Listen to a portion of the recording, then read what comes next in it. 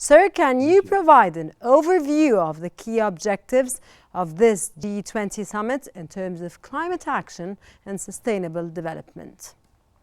All right. So the Brazilian presidency of the G20 is essentially creating a task force that will be having its meetings throughout 2024. And the goal is basically to consolidate the outcomes of other working groups and more importantly is to look at the challenges of climate change. So I think G20 under the Brazilian presidency is going to be examining the current situation and what are the actions needed moving forward to tackle this very important economic challenge and existential challenge for the whole planet and humanity as well. Sir, it's a crisis. It's not an economic challenge as much as it's a really climate challenge, and it's really a big issue.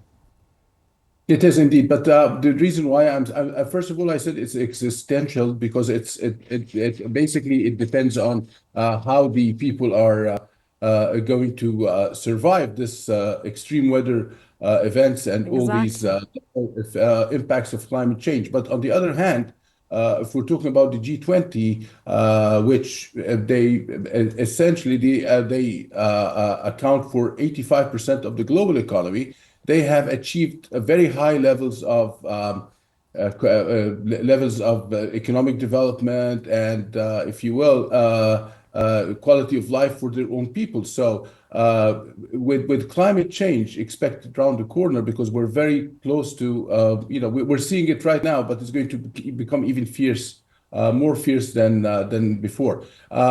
This is going to undermine all the economic development gains and all the achievements that have been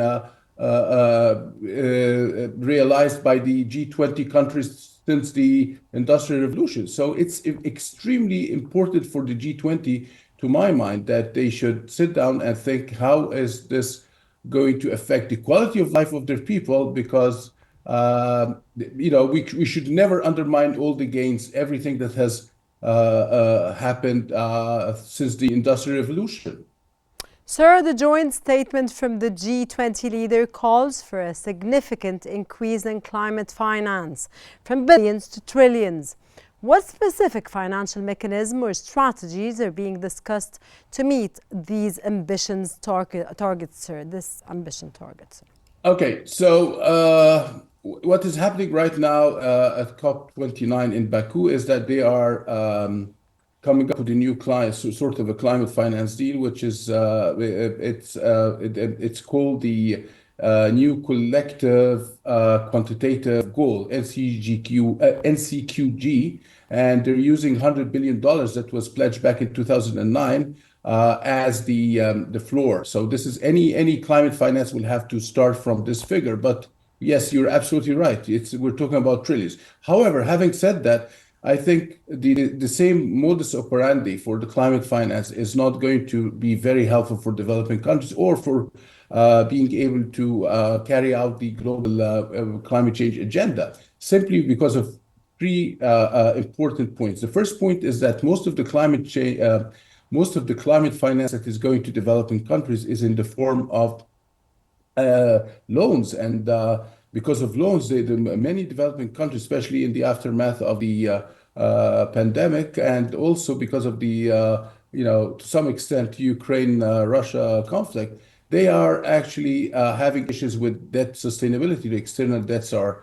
unprecedented, and taking more loans because of climate change is going to even going to be extremely challenging for them. Number two is most of the climate finance that is going to the developing countries is going towards mitigation, how to reduce greenhouse gas emissions, essentially by doing new and renewable energy projects, which is extremely important. But at the same time, in terms of responsibility, historical responsibility. Sir, before I wrap up this episode, because I'm running out of time, do you think there is a concrete solution to the climate change at this point? Yes, if countries, the rich countries, come together and start to think outside of the box and think about putting some debt relief for the developing countries, especially those that are most vulnerable, so that they're able to carry out climate change mitigation and adaptation projects. Yes. Sir, can't thank you enough. We need, of course, episodes and episodes to discuss this very important topic. That was Dr. Alaa Sarhan, Professor of Environmental Economics. Thank you very much, sir, for your informative knowledge and for your insights.